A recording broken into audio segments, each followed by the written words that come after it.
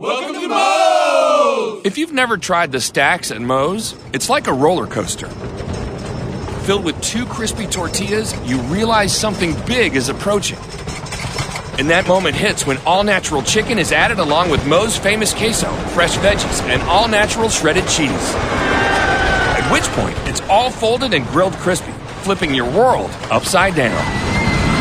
So hurry into Moe's Southwest Grill today for the stacks and enjoy the ride of a lifetime.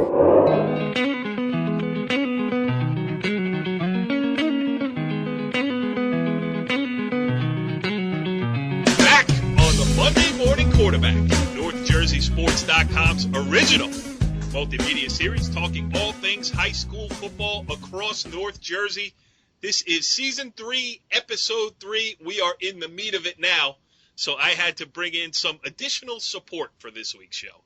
Before I get to our usual 2 co-hosts, I would first like at the top of the show here to bring in our NorthJerseySports.com football insider, a guy who weasels his way onto every original multimedia presentation here on NorthJerseySports.com. Richie Ballgame Barton. What's up, Richie B?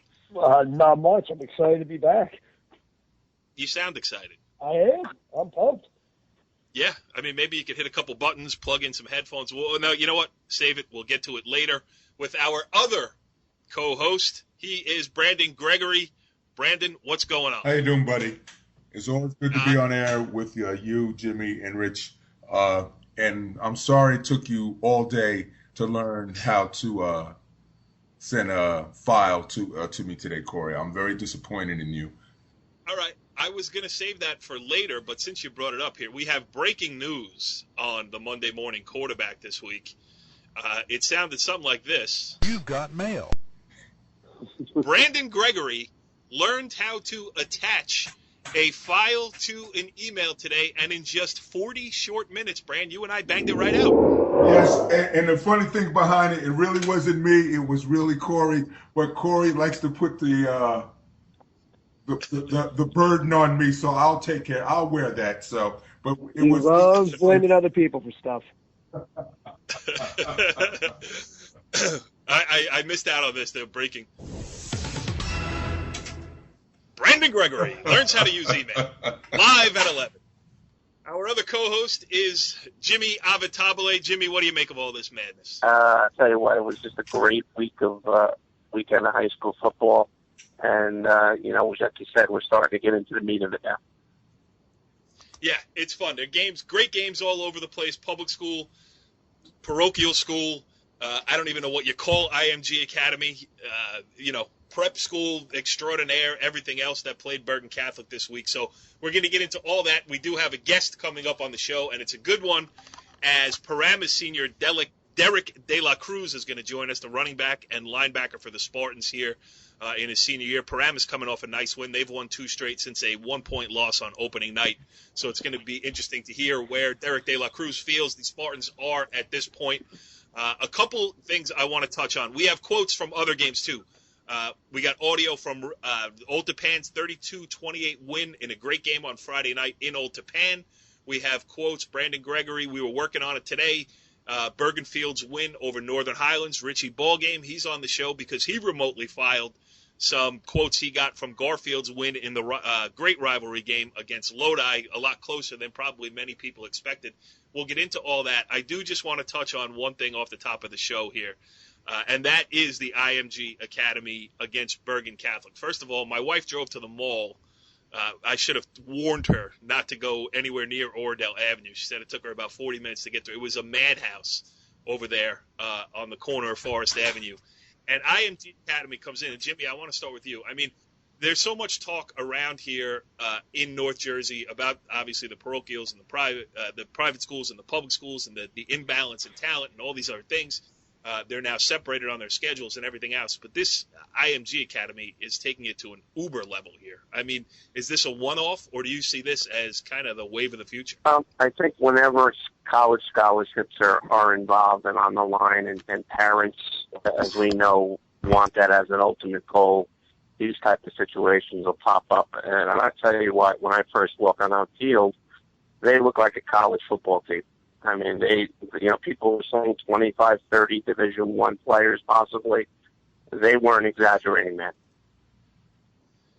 You know what's crazy, too, is that I think on Friday, the New York Times has caught up to this and wrote a feature piece about the IMG Academy. Started as, the Nick Bollettieri Tennis Academy, and multiple tennis prodigies came out of there. Now it is an all-encompassing sports factory, for lack of a better term, where you go there to send, to give listen, people think, as you mentioned, college scholarships, that's where people think they have to send their kid to get one. It's crazy. Even one of the fathers of the quarterback of the IMG Academy was quoted in the article saying, my son he's been to a prom or a dance or whatever. He's done with that. For me, it is so missing the boat of what high school athletics is all about. I mean, hurry up and finish your childhood so that you can go, get on campus for your freshman year. To me, it is such a huge mistake.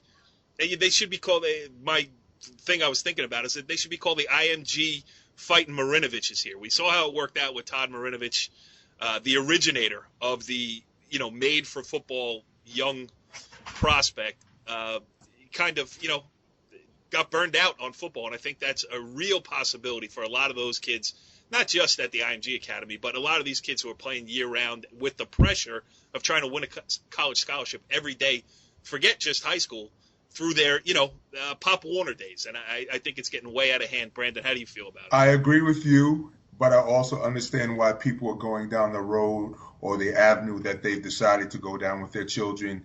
Because as we do know, when you're talking about college, you're talking about $60,000, $70,000 for some schools that these kids would like to attend.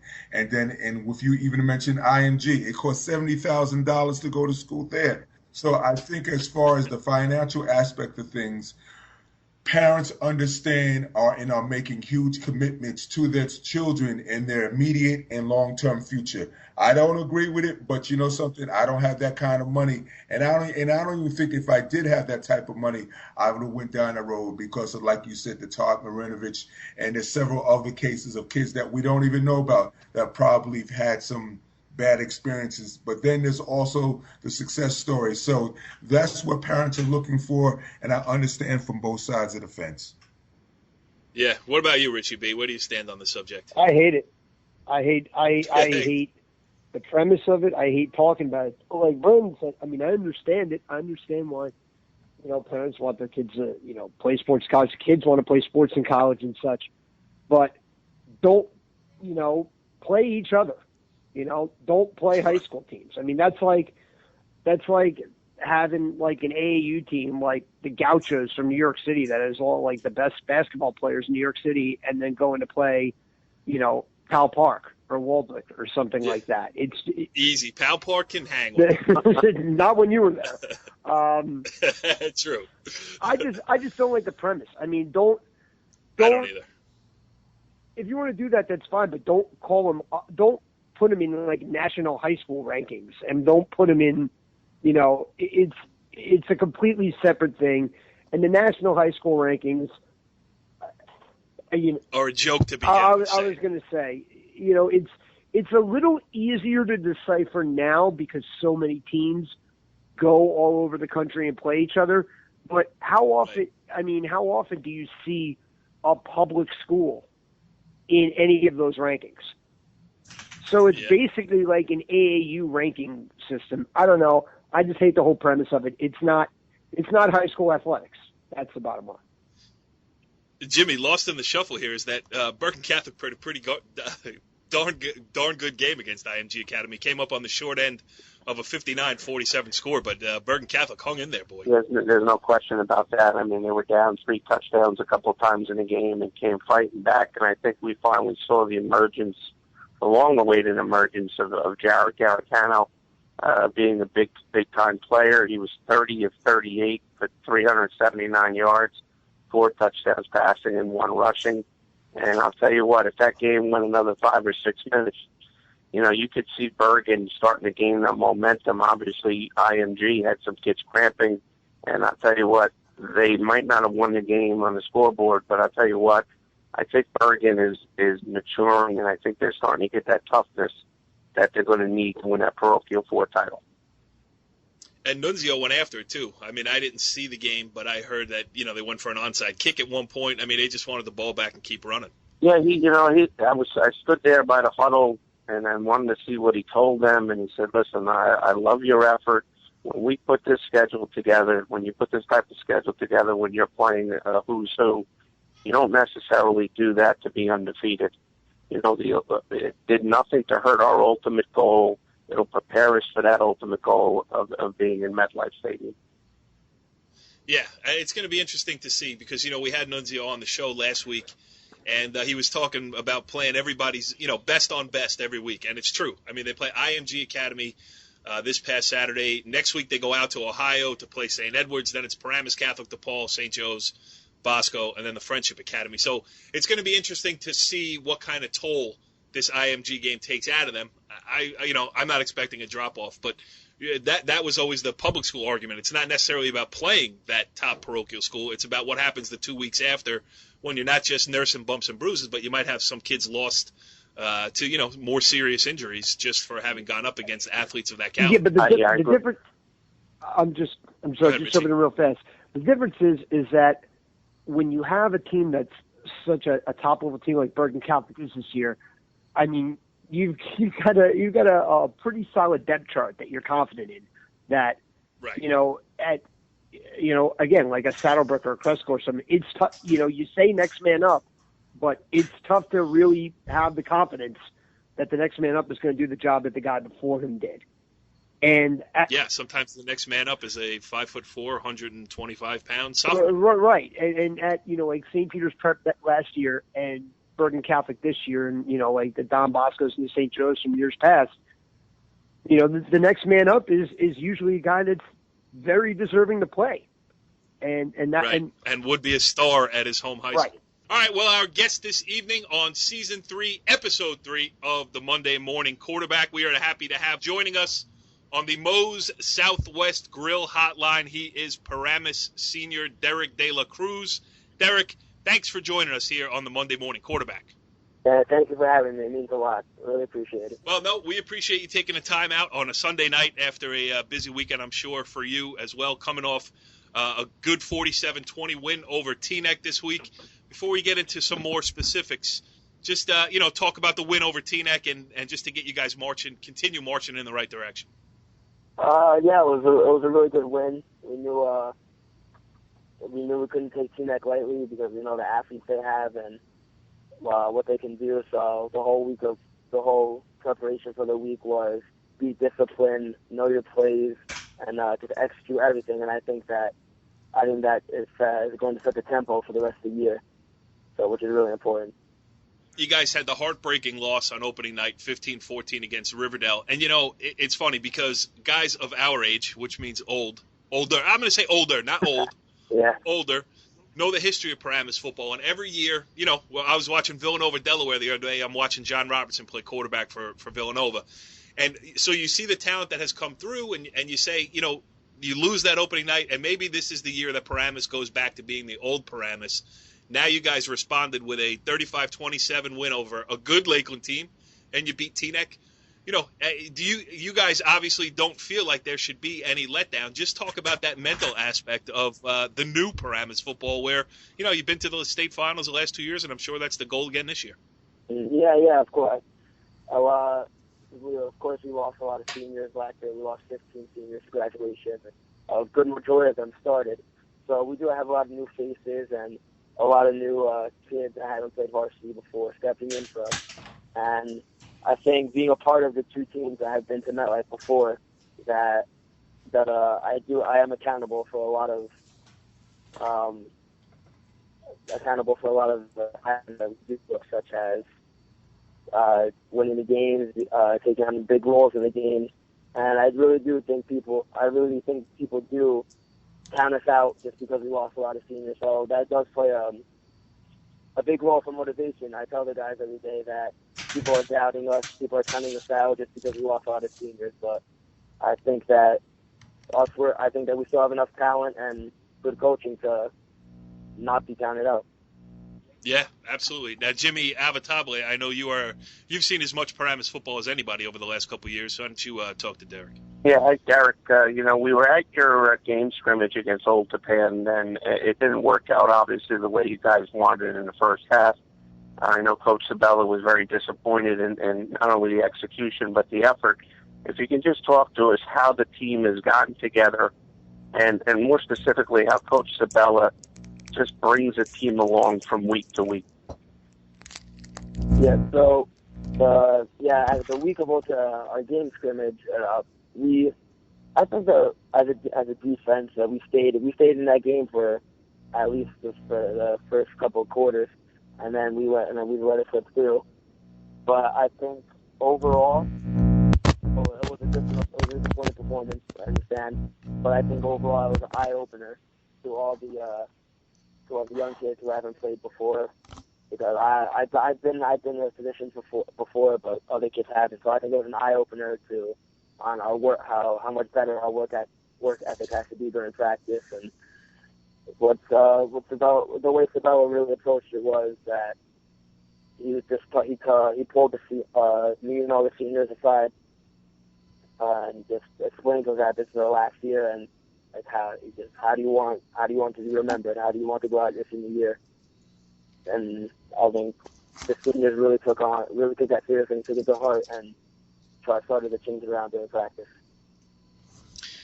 I think that's well put. I mean, you guys, obviously, who was it? Charlie Weiss, who said you're going to have a schematic advantage every time you step out on the field. And what I think with the hard work and with the work that you guys are putting in, and plus with Danny Sabella doing such a great job with that program, I mean, it's hard to say enough good things about the way he's turned things around. Not only physically, but I think your approach to the game, just listening to you answer that question, how you're accountable. Anything that happens, it's your problem. It's not anybody else's problem. So, hey, seniors, let's go fix it. I mean, it definitely is. You can see why the program has turned itself around and why you guys have been able to sustain the success. Yeah, I mean, I think he does a really good job of not giving that life lesson of accountability to every single player that has been to the program, and I think that's a really valuable asset that most people don't really get. Go ahead, Brand. Wait, hold on, Brand. I don't know if can you guys, Derek? Can you hear Brandon? It's not. Yeah. All right, Richie, you guys a question. I'm going to try to fix Brandon. Can you hear me now? Yes. Go ahead. Okay, I'm sorry. I can hear. Can you hear me now, Derek? Yes, I can hear you. Okay, real quick. Obviously, with Corey talking about Coach Sabella and the rest of the staff, Coach Doyle and everyone there at Paramus, how important are they to the overall growth and development of you being a senior football player coming from your sophomore year to where you're at now, and with potential with the kids who are going to go through the process with them? I would say a very, very huge part would be that they would play. Since my sophomore year, I've always took on the role of a role player, and I just wanted to play for the seniors, and I just wanted to play for the coaching staff, not to let anybody down. And I think over the years, going to my junior year and now into my senior year, that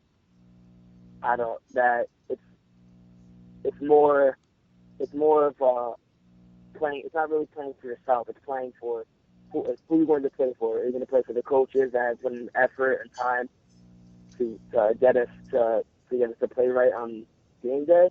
Or are you going to play for your seniors that are out there with you every day? So I think the coaches do a great job of expressing that and getting that message across to us. And Coach Sabella, obviously being one of the best coaches in the state, leading 9 other teams to playoffs, and I definitely don't want to be the team to end that. Go ahead, Richie B. Talk about the stretch of games that you have coming up. Yeah, at Wayne Valley, at home against Bergenfield team with Giovanni Haskins, one of the better athletes in North Jersey, at Ridgewood, and then home against Lane Hills. I mean, that's quite a gauntlet to say the least, but to get to where you want to be in North 1 Group 3, you're going to have to North 1 Group 3 is loaded this year. I mean, with Rampo and Pascack Valley dropping down to Group 3. With that gauntlet of games, what do you think is the most important thing that your team needs, to harp on and grow with, in order to get through those games, not only healthy, but, also hopefully 4-0 and flying into the playoffs? Getting into the meat of our schedule now, we have not really any teams we could look past, like Wayne Valley, Wayne Hills, Ridgewood, all really good teams. So I would say the most important thing for our team to hold on to is, I would say, consistency. We need to be consistent. We can't have false starts. We can't have messed up plays, mental mistakes. We need to be consistent because we're getting into the meat of the schedule, and we all know how hard that can be. So if the way we play through the next couple of games is really going to tell how we are as a team. And I think the best way to get through this is consistency. Yeah. Jimmy, you got another one for him? Yeah, one last question, Derek. I mean, obviously, when you watch a Paramus high school football game, you marvel at how hard you guys play. I mean, that's a testament to you and your coaching staff. But very rarely, when you walk on the field, you're the biggest, you're the strongest, and you're fastest. Do you guys kind of cherish that underdog role? Yeah, I think it gives us a chip on the shoulder, knowing that we're overlooked most of the time, not always picked to win the game, the newspaper. So I think that plays a role in motivation to prove people wrong, really, and to show them that we're more than what they expect. So not always being the fastest or the biggest, but I think we have a personal trait of being physical that we would like to pride ourselves on and keep that going through Paramus tradition. Brandon, you got another one? No, I'm Mr. good. Technology over there. No, because I have my earphones in and I took it out. No, you know something, Derek. No, I'm gonna let Corey end this dialogue tonight. So no, I'm gonna leave my questions for later on. All right, Derek, the one thing I want to ask you is, how about you personally? I know we heard all your team goals and all that type of stuff. What are you hoping to do? Play football, wrestle? I mean, we know you're an outstanding wrestler over there at Paramus as well. What about college for you? Or, is this the last hurrah and you're trying to go out as a state champion? I would say my heart right now is for football, and I just enjoy going out, playing football every day. Being on the field is like just getting away from everything for me. So I really love football, and I'm going to try to play in college. Hopefully, I can get some looked at by some schools. I know I'm not the biggest, strongest kid, but hopefully my skills or my effort won't be overlooked. My work ethic, that's my goal. A personal goal I have for my team is to be the best leader I can, because I've been to the program since my freshman year at Saxon Varsity. So I've seen these other leaders step up and do what they can do. So I want to be on that level that Coach Bell would categorize as great leaders. So that's a personal goal for me. How cool is it to watch John Robertson playing at Villanova? I don't know if you got to see the game this weekend, but just to know that he's doing what he's doing, and he's going to get a sniff in the NFL, I'm sure. So, does the team, the town, the program take pride in the fact that Johnny Robertson's doing so well? Oh yeah, of course. The John Robertson's always mentioned when you think of Paramus football, and I was actually watching the game as well too against Delaware. It was a really good game. Yep. All Jersey boys running around on the Villanova team. Exactly. We got the backup quarterback from DePaul, and unfortunately John Robinson is here. I'm praying so he's all right. But John Robinson is a huge part of Paramus football. I personally look up to John Robinson because I want Sabella when he was talking, he can count on John Robinson to make people to let me guess, Brandon. Oh, I'm sorry. Go ahead, finish. I was just going to make a note of the fact that Brandon probably put his headphones in again. That was the buzzing sound. But go ahead. No, that he can count on John Robinson to make other people right, and that's something I value, because I like people to know that I have their backs on the team, and they have mine. So them messing up on the play, I would like to make them right. Well, let me tell you this. You were an outstanding guest here on the Monday Morning Quarterback. I hope that you certainly go on and continue to play in college if that's your wish. But you could do whatever you want, man. Sounds like you got your head screwed on straight. You're well spoken. I mean, I thought the questions were the answers that you gave to our questions were thoughtful, eloquent, and maybe sports broadcasting something in your future. Thank you so much. That's something I consider. Yeah, absolutely. Well, thanks for coming on here tonight. We definitely appreciate it. We wish you the best of luck. First of all, we wish you, a healthy senior year, and hopefully we'll see you in the Meadowlands once again this year. Thank you, Pat. Thank you for having me on here. I really appreciate it. It means a lot. Well, interesting stuff there with Paramus' Derek De La Cruz, as the Spartans are off to a good start again this year, 2-1, heading into a busy part of their schedule, a tough part of their schedule, and I expect Paramus to do good things once again there under Dan Sabella. Some other great games from the weekend. I mean, we touched on the Bergen Catholic game earlier at the top of the show, but let's get into some of these other ones. And Friday night, I was at Old Tappan High School. Great atmosphere. Sold out, pretty much, stands on both sides, pretty much packed. And two of the best public school athletes going at it. We talk about Old Tappan's Jordan Fuller, who was unbelievable, and Keith Wetzel. Richie, I know you covered Ramapo in week one. It just really showing unbelievable improvement. Last year he was a running back. This year he's a quarterback. It was a great dual threat quarterback on Friday night. It was back and forth the whole way. Ramapo had a chance to go in for the go-ahead score with just a minute to go, fumbled through the end zone. Old Tappan hung on for dear life to win 32-28. But Richie B, Keith Wetzel, his improvement and his ability to use his arm and his legs is definitely an asset for Ramapo, and he showed it on Friday night. When I saw them, I really thought, seeing him back there, I'm like, well, they're going to run a lot of Wildcat stuff and, just kind of use him as a power running back that maybe throw short passes here and there just to keep the defense honest. Keith Wetzel is really – I was very surprised. I mean, he's a good quarterback who can make plays both in and out of the pocket. He's a leader, and he's a great defensive player too. I mean, Ramapo's going to be a team that I see as a team maybe getting like a 3 seed in the Northland Group 3 that I wouldn't want to play them. I think this game, the loss against Old Tappan is really going to fuel them, and it's going to take them to another level. They're going to be a real tough out come state tournament. Yeah, yes, because I think eventually their size kind of wore down Old Tappan a little bit in the second half. And, I'm going to play an interview that I did with Drew Gibbs after the game. But, talking about this very subject here, because the first half they were throwing those short passes, running a lot of Wildcat stuff, made the adjustment at halftime and used, Wetzel to throw the ball down the field. But, Brandon, when you're talking about, top-of-the-line athletes in North Jersey, Jordan Fuller on full display again on Friday night. And that kid, he was a guest here on the Monday Morning Quarterback in week 1, 2 weeks later here, episode 3, and he's building to an already impressive resume.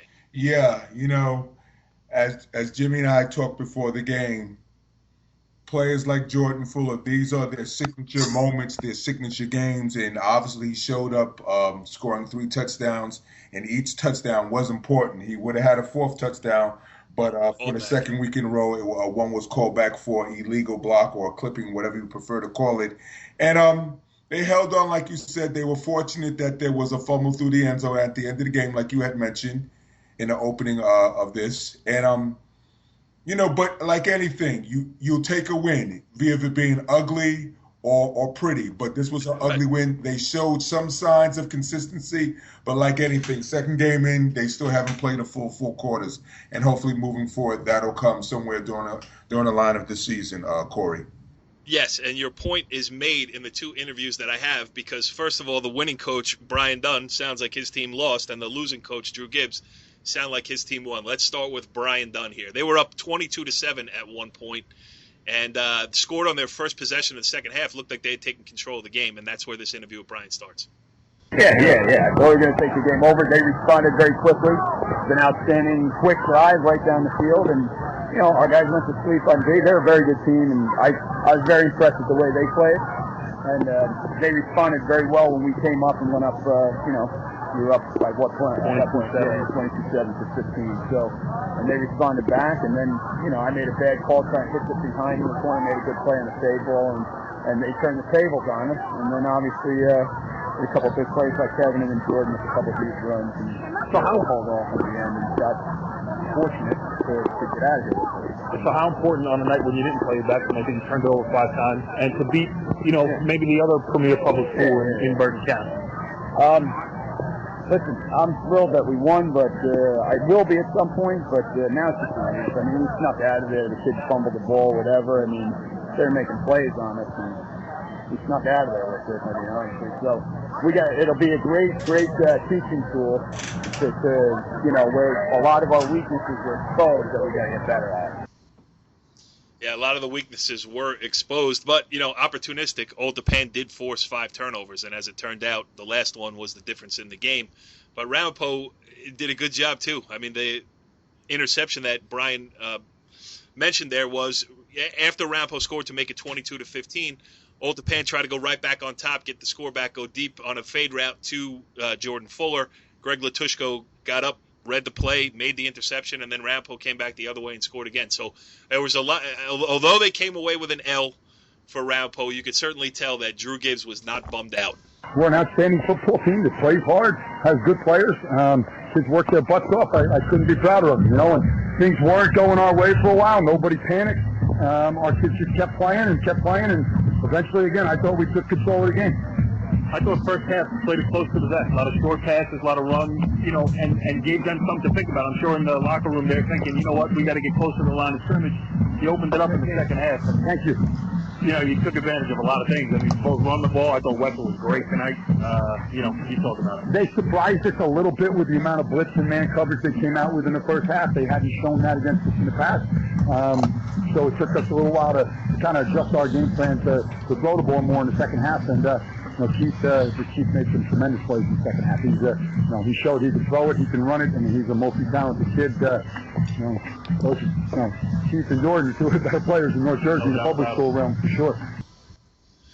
Yeah, I mean, Jimmy, Drew Gibbs, year after year, one of the best in Bergen County. There's no question about it. I mean, if you go back the last 25 years, especially in the public ranks, there hasn't been a more consistent program with Ramapo, first with Coach Niello, and now with Coach Gibbs. And I agree with Richie. You always take a look at that bracket. You always want to know where Ramapo is, because year in and year out, they're the toughest out in the bracket. Yep.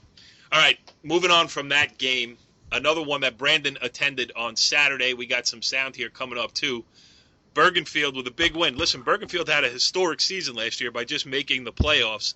Then they, I don't want to say laid an egg, but it's, maybe the best way to put it, in week 1 against Ramapo, needed to bounce back with a win against a much improved Northern Highlands team. And Brandon, you were there. They got out of there with a 25-22 win. Good job by Bergenfield to be, get itself moving. Yes, excuse me for interrupting you. Yes. Nope, go ahead. 2 evenly matched teams. First week, Northern Highlands played Teaneck. And then, like you said, then the first week for Bergenfield, they played Ramapo. And so you want to see exactly where both teams were at. It was it was 15-14 at half. Bergenfield was able to control the second half with long drives. And it came down, Giovanni Haskins fumbled, but Bergenfield was able to hold them and so forth. And the game was a very well-played game, better than what I expected.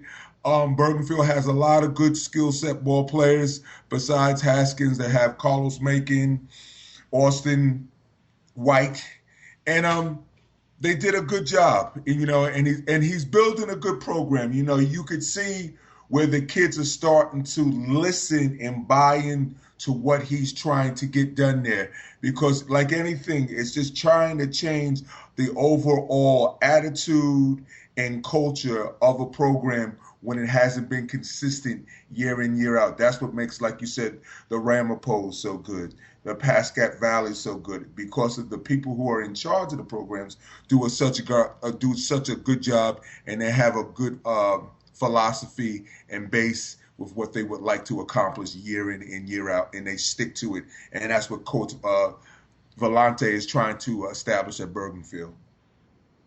Did you say Carlos Macon and Austin Carlos White? Macon, and we're not talking bacon, and Austin White. Well, here's your interview with both Thank of those. you, bud. This is Brandon Gregory on the sideline after Bergenfield's 25-22 win over Northern Highlands with Austin White and Carlos Macon, two of the stars of today's game. These are dual questions. I'm going to ask you to answer one at a time. During the course of coming back from Ramapo after you lost 42-6, what was done during the course of the week to get you prepared? Well, we just knew that we had to step it up big time because we couldn't let that same thing that happened at Ramapo transfer onto this game. We just made sure that we did what we have to do, change up what we had to do so we can win. In the first half, Austin, Northern Highlands was throwing a lot of little short pop passes on your side to the prominent wide receiver. What adjustments did you make at halftime to stop that play? I just had to play man and just do my job. Couldn't let him beat me deep, couldn't let him beat me inside. That's all I had to do. Just keep playing tough. Last question for both of you. I'm going to start with Carlos. The score was 15-14 at halftime. You came on out and you made it 22-15 at the end of the third quarter. You sustained the ball and you made it 25-15. How big was that field goal, Carlos? That was a great field goal. That just made a momentum booster big time because that just made it easier for us so we could just keep up the same momentum and keep playing tough and strong. Last question, Austin. Obviously playing with Giovanni Haskin, how has he made your job easier? Because most of the time the teams are scheming towards him.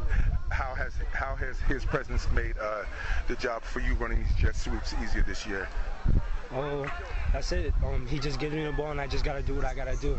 When he takes the ball, I block for him. That's it. I got to block and I got to do my job out there.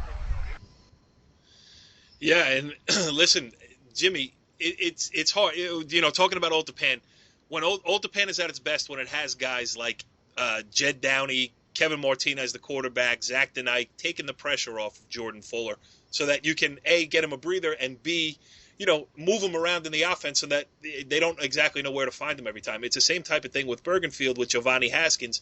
You need guys like Carlos Macon and Austin White to, be a threat so that you can use Haskins without having, 11 There's guys no chasing. question. I mean, listen, those type of guys are great players. They're dominant players. But when you're scheming against a team like that, it's easier to scheme against one player than it is 4 or 5 guys that can hurt you. And as Brandon mentioned, Bergenfield is this program that was down for a while. They made the playoffs last year for, I think, the first time in almost 20 years. And I think the next step is to maybe go a round or two in the playoffs. Yeah, absolutely. Well, here is Bergenfield head coach Rob Valente's take on the situation. Brandon Gregory on the sideline with Rob Vellante after Bergenfield's impressive 25-22 win over a very competitive Northern Highlands team. First quarter, you went up and scored 7-0. You threw a couple quick pop passes to Austin White. What did you see during the course of the week that you felt that play would work?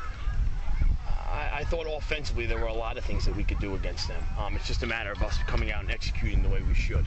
We tend to shoot ourselves in the foot at times, and I think from the second half on, other than one fumble, I thought we played really, really well. In the second quarter, you were going down and driving again. There was a bad holding penalty. There was a bad holding penalty along with an interception on the 5-yard line. Northern Highlands comes on down and scores a 95-yard drive. They would go up 8-7, and then you'll come back and you score. You come back and score. You make it 14-8. They come back and score, make it 15-14. What happened during the course of those series? Well, the long drive they have. Give them credit. They executed a 4th and 8 and a 3rd and 7 and a 1st and 10 from the 18-yard line on the last play they scored. We have several guys there to make the tackle. We don't make the tackle. We haven't done a good job of tackling in the first 2 games. There's something we got to get better doing. And these kids were challenged at halftime. They were definitely challenged, to see what they have inside them. If we want to compete or we want to fold, at times we're our worst enemy with the mistakes that we made. We limited those mistakes in the second half, and I think the product that we had out there was pretty competitive. In the third quarter, you come on out with the opening kickoff. You make the score 22-15. You were able to drive the ball. In the second half, you didn't pass. What was the change in your philosophy in the second half? We wanted to get physical and run right at them. We felt we had guys on the perimeter that could stretch the defense with the jet sweep and stuff like that. That was our way of getting the ball to the perimeter, was hand the ball off. They have everyone packed inside. We just wanted to stretch the defense and hand the ball off and run our jet sweeps, get the ball to our athletes, and run the ball that way. Brandon, good job with your interviews, pal. Really. I mean, I was interested in what Rob Valenti had to say. And listen, those are the type of teams that, me, with the perspective that I look at high school sports, those are the teams that I root for. He's doing a good job there. I have a pretty good rapport with him. He's trying to get some of his kids out to, because he's the track coach too, and he's trying to get some of his kids out to participate in that sport. And, we've mentioned this on several occasions. Jimmy and I talk about it all the time, and I've mentioned this with Richie when he's been on the air. The two sports go together, and the faster your teams are, especially the way these spread offenses are used nowadays, you got to have fast kids, and on both sides of the ball, on the defensive side of the ball, your linebackers being able to go laterally. Obviously, with the big quarterbacks that can run, you need to have speed, and track and football go together. Yeah, absolutely. All right, the next game we're going to touch on, and Richie B, you were there, but this game not only important to you, because I know you like to hit the local watering holes in Garfield every time you're in that section of Bergen County, even better off a Garfield win because you get a couple guys buying you rounds. I understand that. The other side of the rivalry is Lodi, and Jimmy, you're a Lodi guy born and bred. Yeah, even if you didn't it's go to high always school. been a rivalry from junior football on. It's the battle of Outwater Lane. Coach Tirico, I think, is the longest tenured coach in Bergen County, almost 30 years now, and certainly Garfield's had a revival with, Jeff DeVito, a team that went to the playoffs last year, hung in with Mawa late into the second half, and ultimately lost that. But a lot was expected from Garfield this year. Lodi is a little bit down after their first game against Hawthorne. And as Richie saw, I mean, Lodi came out. That type of rivalry game brings that type of effort out. Talk about it, Richie. 14-6, a lot closer than a lot of people thought. But Lodi had to make a couple plays to make it that close. To be fair, I thought Garfield was, I would say 4 touchdowns better than Lodi. But the Lodi kids, when they needed to make plays defensively, they made one on the first drive, popping the ball loose at the goal line, made a red zone interception in the second quarter. I mean, they made enough plays just to hang around. But Garfield, when it was kind of like the flip side, Garfield made enough plays just to win. It was a very strange game in that way. Yep. Alex Victorino, Garfield's quarterback, a dual threat. He's got a good arm, good pocket presence. But when he gets out of the pocket, that's when he's dangerous because he could beat you with his legs, but he has an accurate enough arm to beat you with that too.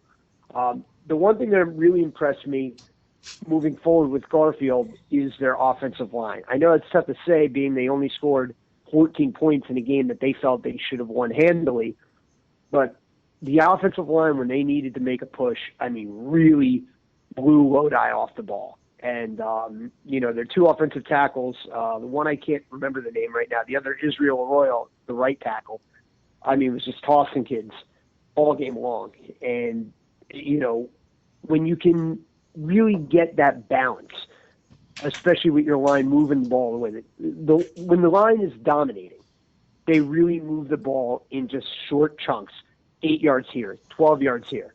And the scoring drives they had, they did it, and then all of a sudden, pop, one big play. And they have playmakers that can do that. Garfield is good.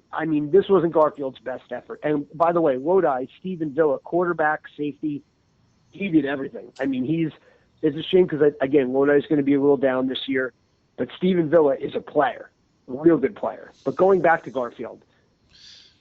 Well, wait, before you go back to Garfield, you mentioned the name Alex Victorino, and I've been waiting to jump in. You sent in these interviews. You're supposed to want to get them in the perfect spot, segue right into them, and say, hey, Core, why don't you play my interview with Alex Victorino? And I would say, okay, Rich, here it is. I mean, just talk about, Rhode Island coming in, rivals. First game kind of working out the kinks, and you saw that. And you saw the flashes, but you also saw the inconsistencies. Yeah. Was it frustrating at any point? It was. The first half was frustrating. In the first half, I was surprised by myself, like the way I was playing. They have a great defense. I'm not gonna lie. I thought flat out, I was gonna go for all of them, but they have a great defense. So I'm not really frustrated. But again, you just gotta trust your line. Yeah. And I thought whenever you needed to make a play, they stepped up and really blew them off the ball. Yeah, we did. The line did great today. Mistakes here and there, but we'll get it going in practices. And we'll be fine. From there on. Yeah, and talk about moving forward. I mean, obviously, it's always good when you beat Rhode Island, but to get to where you want to be, I mean, your team is thinking state title. You gotta be better than us. Yeah, we did. Today we look not so good, but we'll find it. We're always gonna find a way to get back to the top. We'll do this. All right, Richie. Now the way this works is that you set up your next. I was just about to talk about Garfield tailback Avion Irving. Real quick, powerful, not overwhelming blazing speed, but if he gets to the edge, he could take it all the way to the house, just as he did in the second quarter, tiptoeing the sideline. What was a 33-yard touchdown run with 1:10 to go in the half to put him up 14-0 at the half. That would be great. Would you like me to play that interview, Richie?